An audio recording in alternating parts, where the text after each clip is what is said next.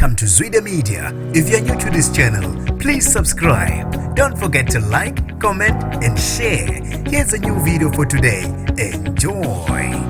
Uthi uyazisola umlingisi owaduma kuyizo ngokungena athi ishi kwezidakamizwa. Nginibingelele ngiphinde nginamukele kuphina kuphi lanibona khona le video. Mangoqala usijona lelikhasi wamolekele igama lami ngosibonga konke wakandwanda mothanda ungangibiza intatheli eka YouTube. Wazakhela udumo ngokulingisa indawo kaBobo kuyizo neka Buckstina akuyichisa uInnocent Masuku. Uthi uyasola ngokungena agxile kwezidakamizwa. uInnocent oseqwashisa intsha ezikhuleni zokuxhumana ngobungozi bezidakamizwa kumuntu omusha. Uthe baningi abangana abaqotho namathuba okwamlahlekisela ngenxa yokucwila ezidakamizweni. Noma ngizisola ngesikhathi esangilahlekela kodwa akukho esengakwenza ukusibuyisa. Kubhlungu ngingabukeka ngisiqinisa kodwa ngaphakathi kusangidla. Ngicabanga ukuthi ngingcenye engcosana yabantu abasinde ngokulambisa ngemumva kokuzama iminyaka eminingi ukulaqaza izidakamizwa. Akubuye kungifikele ukuthi ngabe ngikude nempilo kodwa ngakhetha ukudlala ngamathuba abalekile empilweni yami. Ngisizwe yikho ukuthi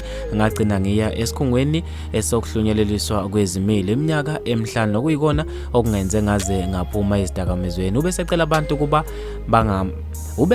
abantu kuba bamuphe ithuba lesibili njengoba awukho umgqomo wokulahla umuntu. Uthe okubhlungu kakhulu wakwalingisa kuyizo idlala indawo eqwashisa ngakho lokhu okuba umfana odla izidakamizwa kodwa empilweni wagcina naye esekwenza lokho yize noma kwakumuntu okumele afundise abantu ngalento. Uthe uyafisa ukuthola ithuba lesibili abantu bamemukele. Wabe sedonsa abantu abasha ngendlebe ukuthi izidakamizwa ziyingozi kakhulu. Bafethu mina ngizofisa ukwazi okuphala kwakho ngalolu daba khona lapha kwi-comment section. Mina nje intathela YouTube sengiphuma kanje ngithi awungibambe evidweni elandelayo.